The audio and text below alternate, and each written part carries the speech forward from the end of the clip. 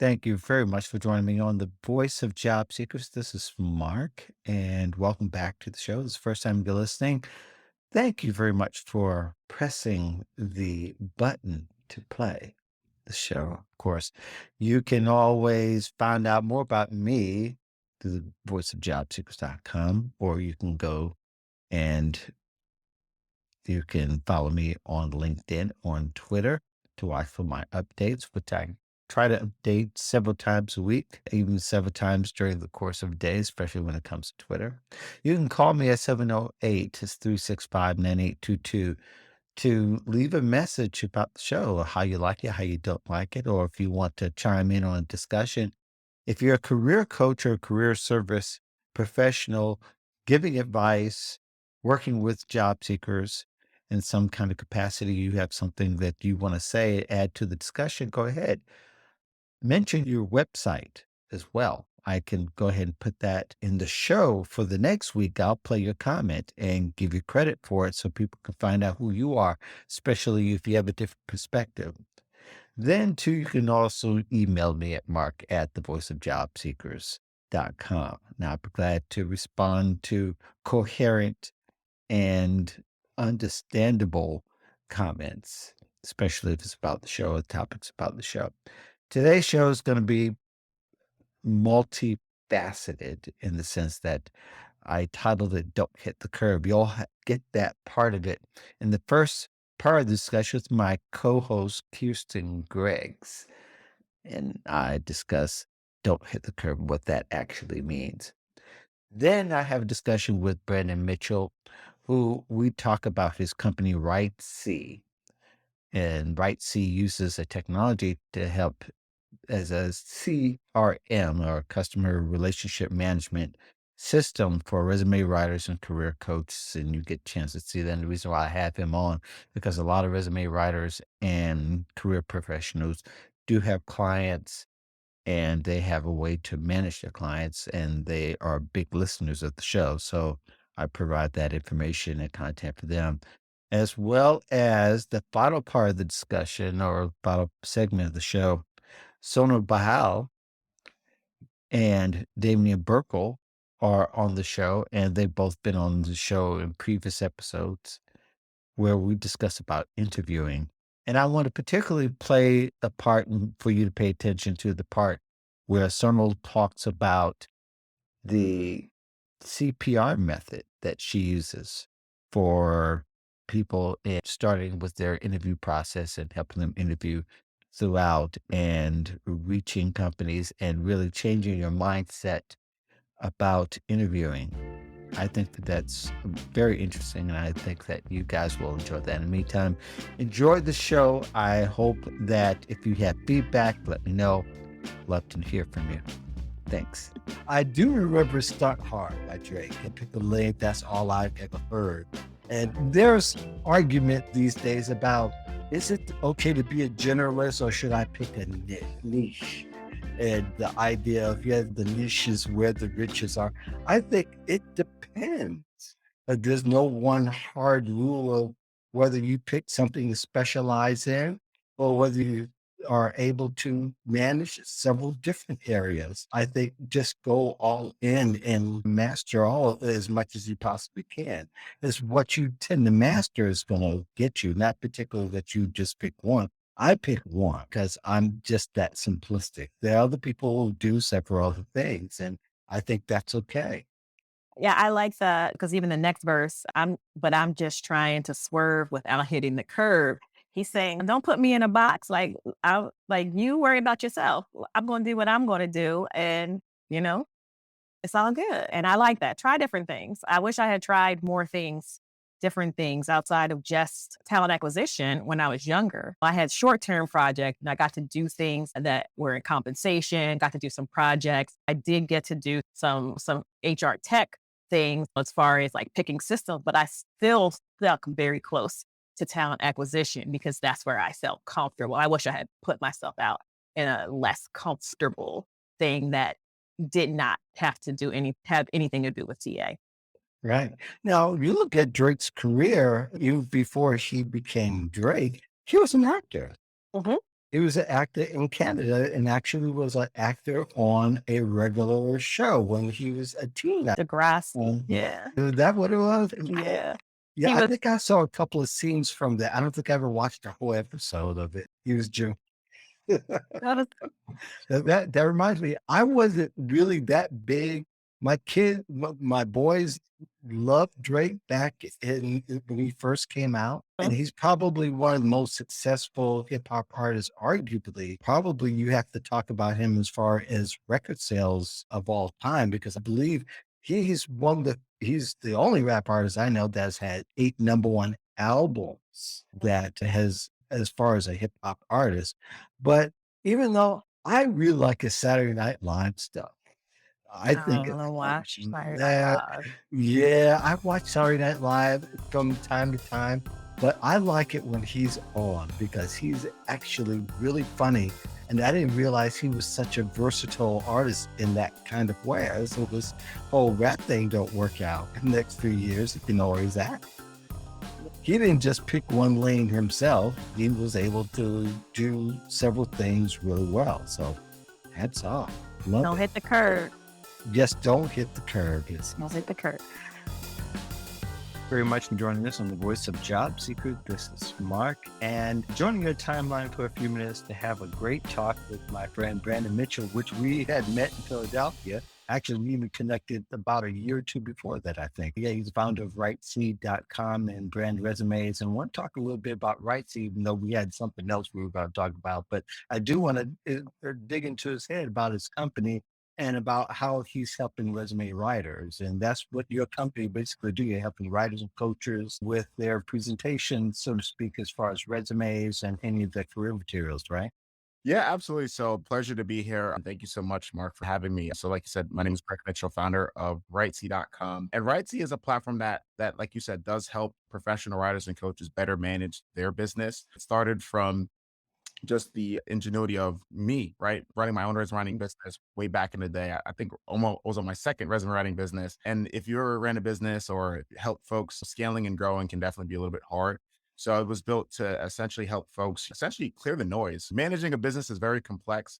And so WriteSea is essentially like an island of simplicity and a sea of complexity. So just go in there, better manage everything you're doing from your contracts, your forms, your resume processes, and it collecting payments, everything that just helps you better manage what you're doing so that you can focus more on helping job seekers and your clients. And 95% of businesses only use email. And so we want to get away from email and more to things that just work. And so it's been a blessing to be able to help others scale. I started just myself in 2019 and I scaled to a team of 40 writers. And so it doesn't matter if they were, just a solopreneur helping a few clients out a month, or if they have aspirations of growing a team, it's a solution for everybody. And we have some pretty big teams on there so far. So it's pretty cool to just be the first to do it. So it's a little bit more than a CRM software or Excel sheet or Excel spreadsheet. Yeah, yeah, that's what we used to do when I had a exactly. company. Yeah, right.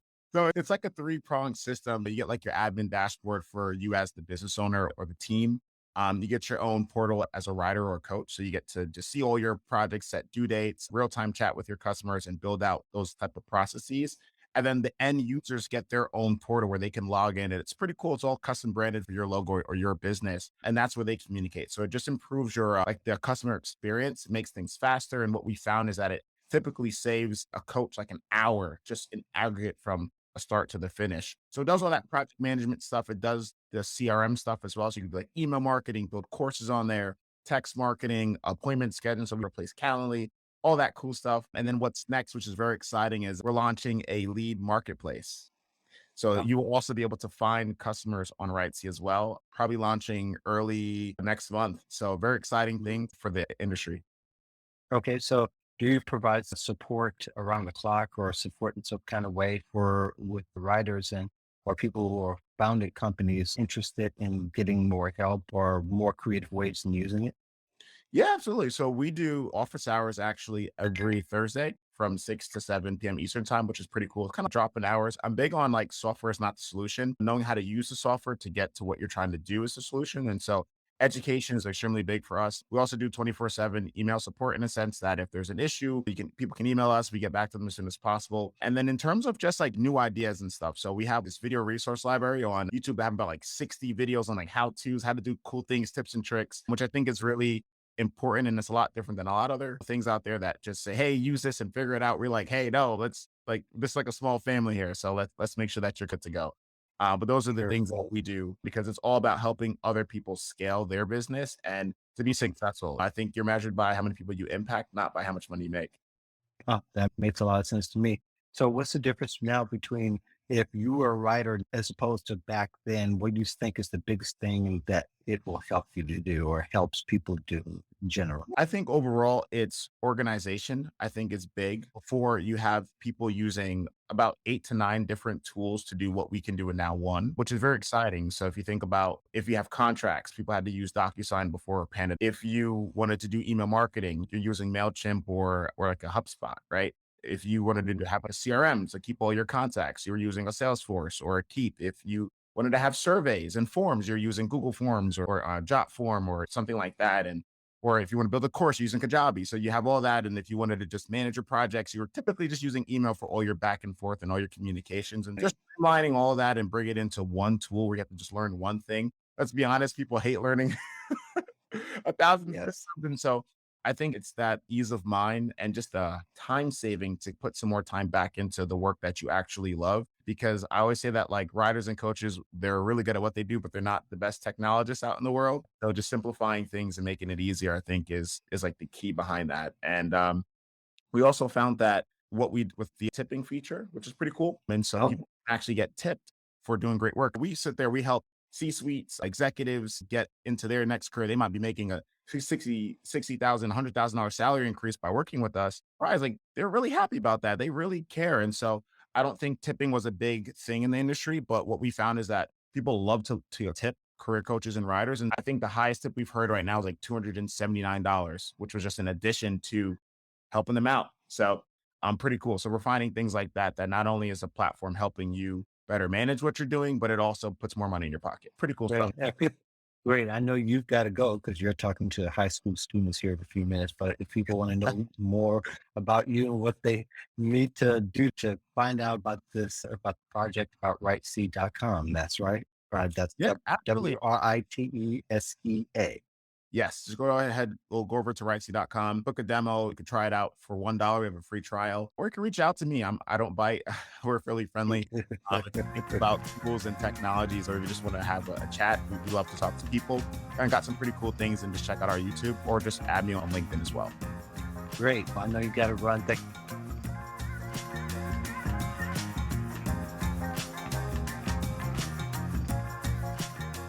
What questions should we wish that would go away? And I know there's a whole bunch of questions that we often ask. Where do you see yourself in 5 years? And tell me about yourself and those kind of questions. What questions do you wish that would go away from the interview process? And the reason why I bring this up, because I think the way that candidates and job seekers think about these questions, the attitudes in their past, it triggers their past and their attitudes, and it comes out in their interviews. So they might as well figure out some ways to quash the way that they come across in an interview, because interviews is about presentation, right?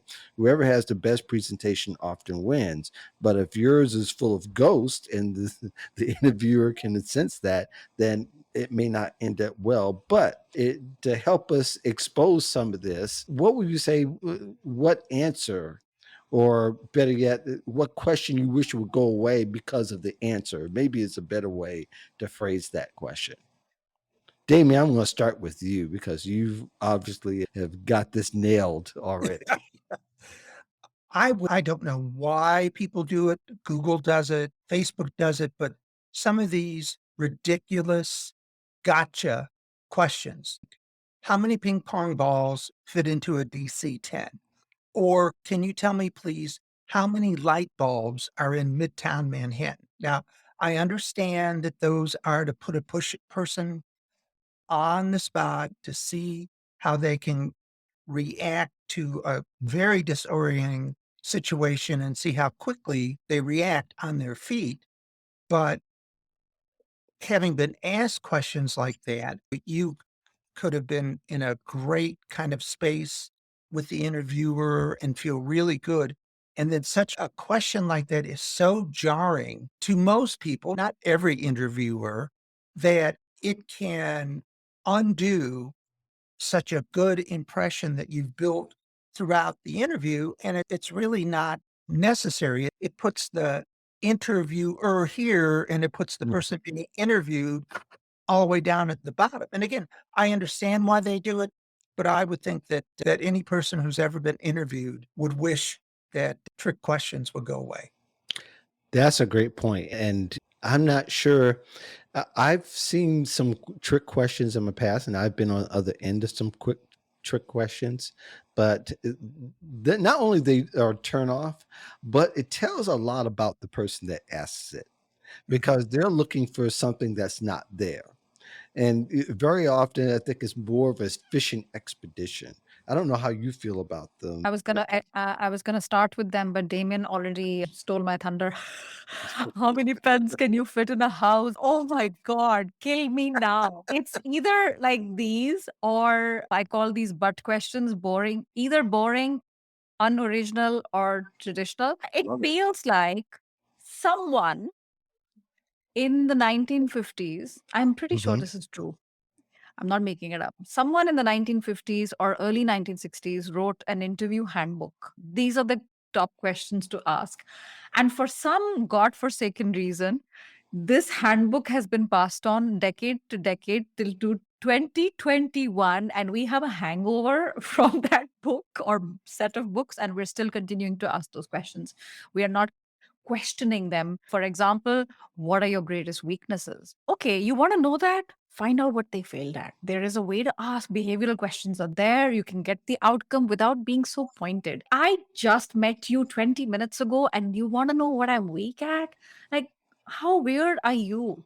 And how invasive are you? Where do you think you'll be 5 years from now? Okay, buddy. I bet you don't know where your company's going to be 5 years from now. I don't even know what I'm having for lunch tomorrow, let alone like when I get angry, my Indian accent comes out. Like, I don't know what I'm having for lunch tomorrow. And you want to know what I'm doing like 5 years from now. So obviously you have to give these answers that sound smart. And I have all these formula to help my clients and my YouTube viewers. And like, oh, focus on learning, focus on growth. Yes, but stop asking all of that stuff and instead get to know the person as well as you can. Will they get along with your team? Are they adding something to the picture?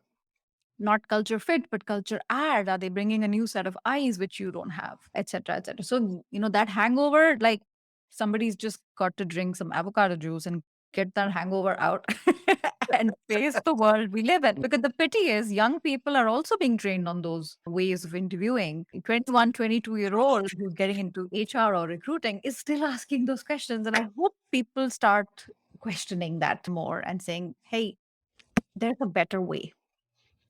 That's a very interesting perspective because I think there have been a couple of times when interviews that I didn't get the job that I would ask, I said, so what are you looking for with this particular question? And one question, and I said, is there a more direct question you can ask?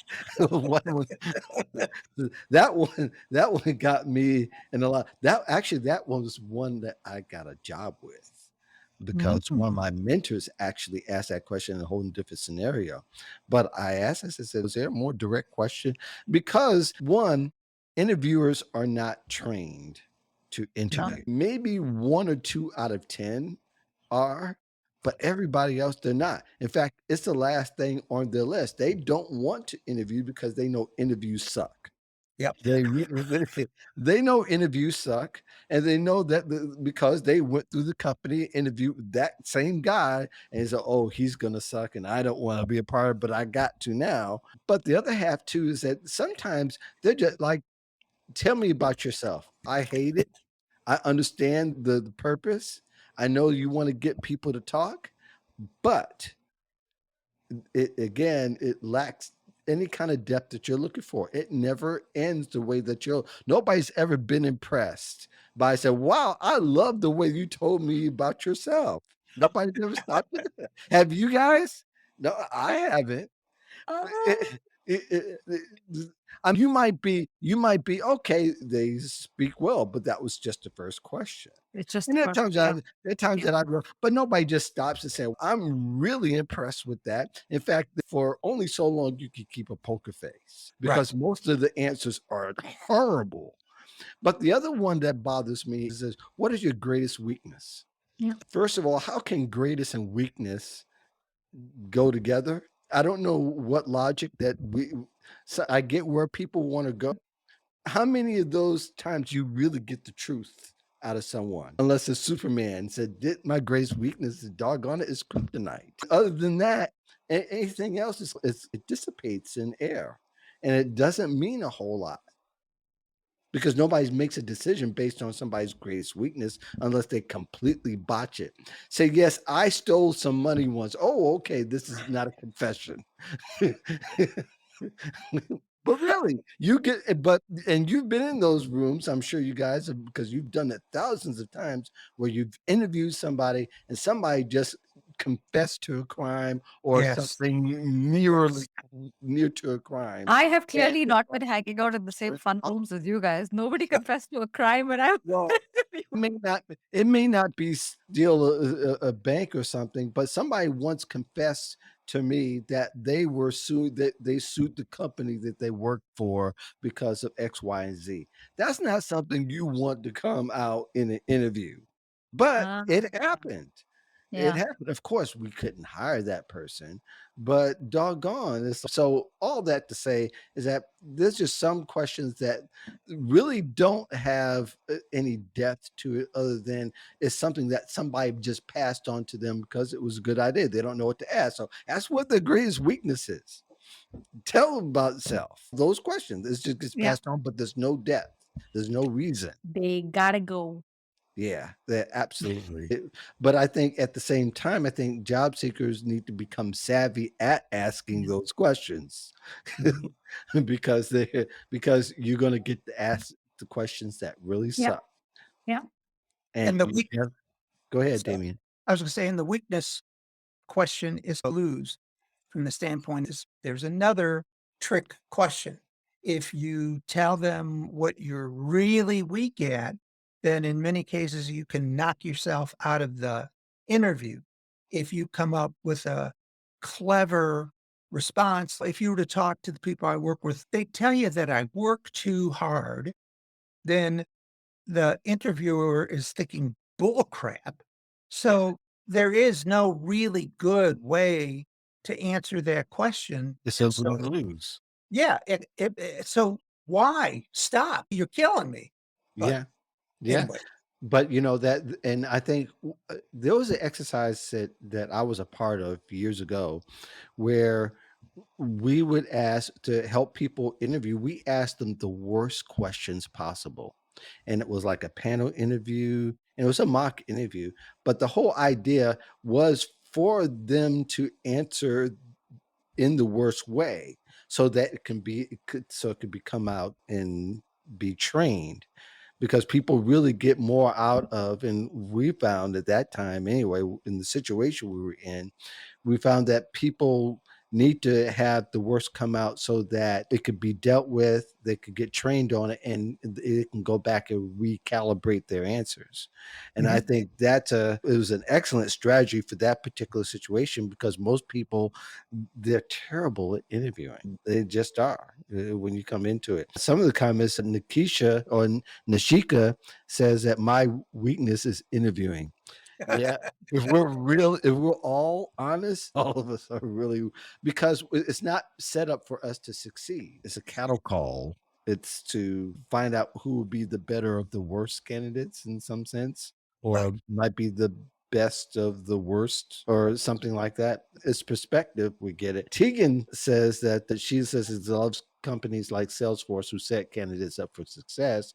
You get a great list of exact hiring process, including questions in the project template. Now that's refreshing. I don't know many companies who've even done that, but I've heard Salesforce a lot of positive things about them. If you guys don't have anything to add, or if you have anything to add, now's the time, or we'll move on to the next topic. No, I just want to say whether we like it or not, it is what it is. Otherwise we're in a echo chamber. We don't like it.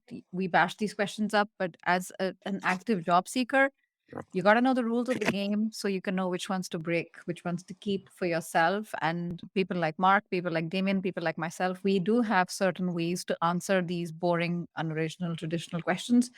Get around to learning them. That's part of your prep. And that's one of the things that'll help you to stand out, because you're not going to be working with that recruiter for the rest of your career. It's an obstacle course. You don't like this particular obstacle, doesn't matter. Go through it, around it, under it, over it. We're going on a bear hunt.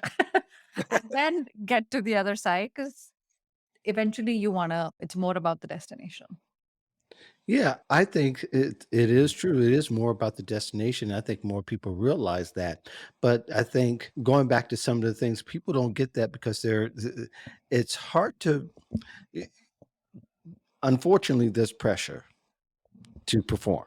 There just is. And for a lot of people, they can only handle so much of pressure, like most human beings can. But they feel, I think the sweet spot is really in the preparation and how well you prepare for an interview makes all the difference in the world. Just because you may have been interviewing for a lot of jobs over your lifetime, which most people will. I think the young people coming up, they need to prepare to change jobs or situations 15 to 25 times. I just think it's going to be that much. Those days of being at job, having 4 or 5 jobs in a lifetime, that is overdone and dead. But you should be ready to change. And what expectations of interviewing is also going to change throughout time. So, in your estimation, and you probably have given it based on the discussion, your best preparation interview tip, and I know we didn't discuss that before that, but I think it's a good time now to give some actionable items for the peoples who are watching. Damien, Sure. why don't you lead us off? As the king of losing his job, one of the things that I used to do, and it's a great way, by the way, to reduce anxiety, especially when I was traveling back in the days before Zoom, where they actually would fly you to the job site to interview. I had a list of the 99 most frequently asked questions.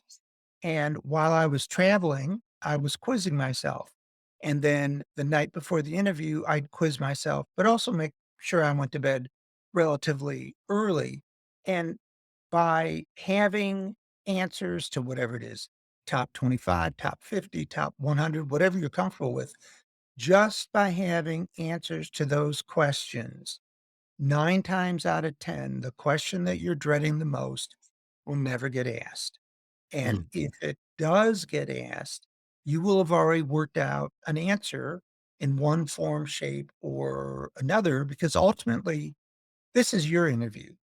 And the other thing, a mindset that I had as I would walk in is also to realize that in addition to concentrating on building rapport and being the answer, demonstrating my abilities as they meet the needs of the position, but also realizing that I had just as great, I could basically interview the person that was interviewing me just as rigorously as they were interviewing me, because I too, as a candidate, have a right to at least get a feel for what I'm getting myself into, and having 4 or 5 really insightful questions prepared so that at the end of the interview, when they say, "Do you have any questions?" you're ready to go. That puts you in a good mindset, because you're going in as an equal, not the person being very high and you being very low. And when you go in with that perspective, you relate to that person as a potential coworker and not somebody way up in the clouds that you need to cower in fear as you're interviewing with. Yeah, that's what related to Sonal said just said about mindset, right? 100. And I think this question alone, Mark, can be a whole hour. So if I have to like make a short version of this in terms of preparation, who is it who said the harder I work, the luckier I get, the more and there's the best strategy is always to be over prepared. Again, one of my favorite quotes is from Downton Abbey by I think it's Carson. Never leave anything to chance, my lady. I like to keep things simple because one can get overwhelmed with preparation. What do I do? What do I do? So I have a 3 step process, very simple. CPR, the CPR approach. C stands for company. You want to find out as much as you can about the company, call up people, find out about the culture, look at the websites, look at social media, check out Twitter, check out Instagram, check out their earnings call, all the stuff that you can, and got to put on your detective hat. There are no shortcuts. Chances are you're not like Obama, who has a press briefing team who can do all that for you. You got to do it yourself. It is completely worth it because it shows when you open your mouth, it distinguishes you from others who are speaking bullcrap from like superficial level. So that's C. P stands for 2 things: position and problem. So when you look at the job opening, the description, you've got to read it every like few days with a new fresh set of eyes and understand what is the problem they want to solve. Why have they opened this position up? It's such an expensive process for them. And you'll find out, okay, it comes down to cost saving. Oh, okay, it comes down to they're having problems in sales. They will not maybe say it out loud in so many words. You got to read between the lines. That's the problem. That's the position. And the third one is R, which is recruiter slash interviewer. I like R because it's CPR. Mhm. And you want to do a little bit of homework on these people. Don't be the stalky person who goes on their Facebook and sees how many kids and how many dogs they have. But at the same time, LinkedIn, you can be as stalky as you want on LinkedIn. You're allowed. You can see where they were before. Maybe you were in the same college, or you have a friend who went to the same school or a volunteer association or whatever. And with the CPR approach, come up with, I don't know, 10 questions, maybe three, three, three, something like that for each C and P and R. So you're not going to ask all 10, but when the time comes, you're so prepared. And you're like, you have any questions for us? Maybe some of the questions have already been answered, but you want to ask questions that Google cannot answer, right? You want to ask questions that are like, hey, I saw in the earnings call that this particular thing happened. And so is that the new strategy going forward? Because I saw that this product was taken off the shelf. And they're like, oh gosh, this person really did their homework. That shows, even if you're not interested, that shows that you're interested, shows that you're hungry, and it shows that you've been paying attention. These are very attractive qualities. Now, as an interviewer, I'm like, I want this person. And let's face it, the interview process is flawed because human beings are flawed. Every one of us has biases, whether we know it or not. So when we listen to a person who's done this CPR approach or any other approach that works, in our head, we're thinking it's the Jedi mind trick. Okay, I can imagine being in line at the cafeteria and I can imagine being at the offsite with this person. I want to learn from this person. I want this person in my corner. And so when the time comes for salary negotiation, etc., let me say it politely, exceptions are made more frequently than people realize. Yes. Yeah, yep. They could be forgiving, but also they can be as heartless than people even realize. And Yeah. one of the things that I did when I was working around in companies, and it was a suggestion from one of my mentors, she said, call the 800 number with the company that you work with. I said, really? Said, yeah. So I would call the 800 number and start talking to whoever she didn't give me any other instruction than to call 800 number. And you get a really great feel for calling the 800 number because one, the best part of the company's brand and the worst part of the company's brand is going to be on the person that answers the phone who's answered 100 calls that particular day. And that's no joke because they're either great at it, they're energized, or they're not so great at it. And that's where you can really find really deep dark secret sometimes. If you're able to talk to one person for more than 5 or 10 minutes, you can really get some great information out of it, good, bad, or indifferent. How that relates to today is, though, a lot of people, yeah, there are 800 numbers and there are more gatekeepers and there are prompts and things like that. So it's not as easy, but people should network deeper and not wider in their approach to research. And that goes Right. along with what both of you Sure. said. And what Mhm. I mean is that you talk to people in the company, get referrals as opposed to looking for more people to talk in the company, because the people that you talk to are going to talk to people that they know that you can talk to, meaning that they've talked to them quite often. They're in communication and it has a lot to do with their job. So you can get deeper. The more intel, deep intel you have, is a friend of mine has, his name is Lavi Margolin. He's a career coach. He's been for years. He's written a bunch of books. But he has a book on 500 interview questions and answers to an interview. Now, it's great to have that book, but how many of those questions are you going to be able to know about it? Same idea. Knowing, having a whole bunch of things to a whole bunch of people to get is not as functional as the people who are connected to that job and that position that you're going to want. So I say network deeper, not wider in particular, though sometimes wider helps. And I don't think necessarily you have to talk to 15 people, but if you talk to 5 people that work in the department, between the 5 that work in the department or work with the department, tells you a lot of information on what you're going to be doing and the kind of conversation you're going to have day to day. That's what's going to really feed the interview process, and because that person can then, who is interviewing you, can picture you being a coworker because of what you know already. So Mhm. it brings about that familiarity in it. So those are our tips. Anybody want to add anything to that as far as that advice is concerned before we go to the last? And we have just a few minutes left, so we can't get too deep. But go ahead, Damien.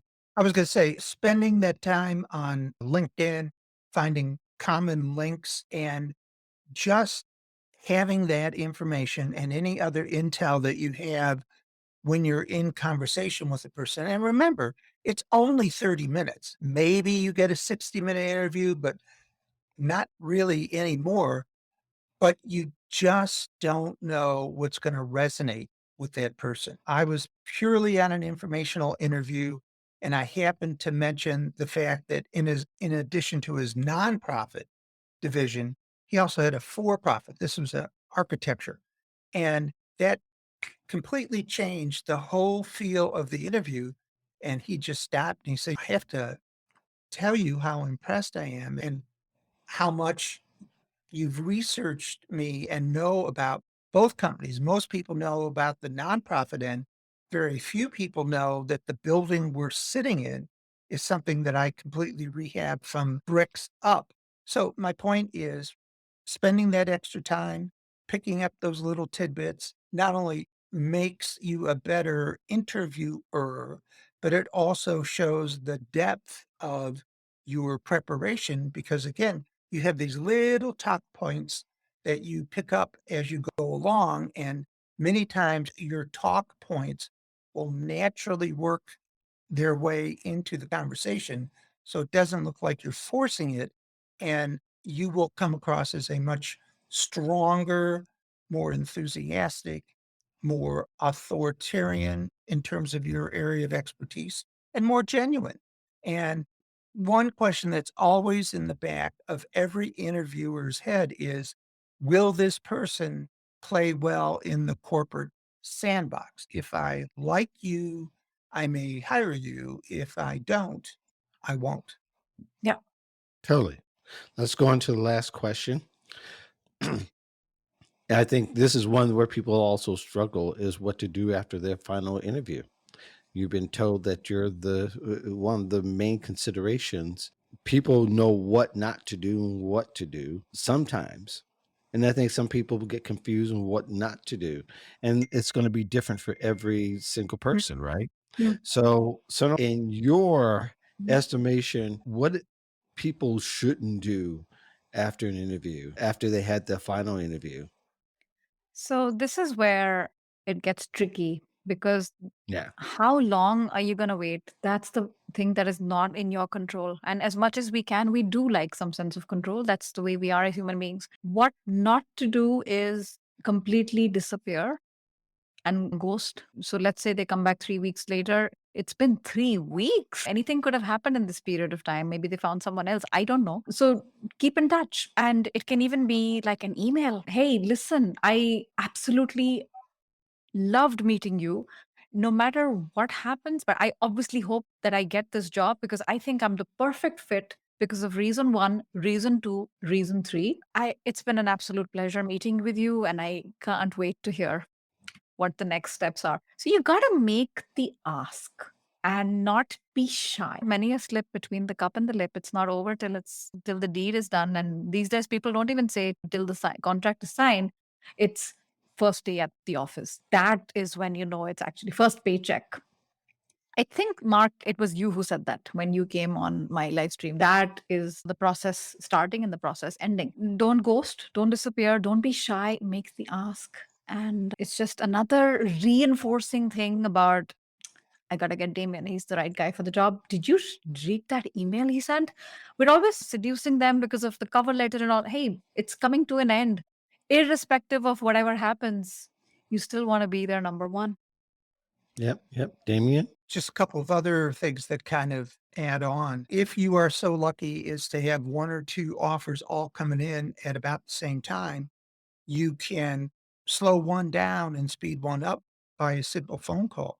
Yeah. If you have a very strong offer with another company and this company that we're talking about is dragging their feet, I did it.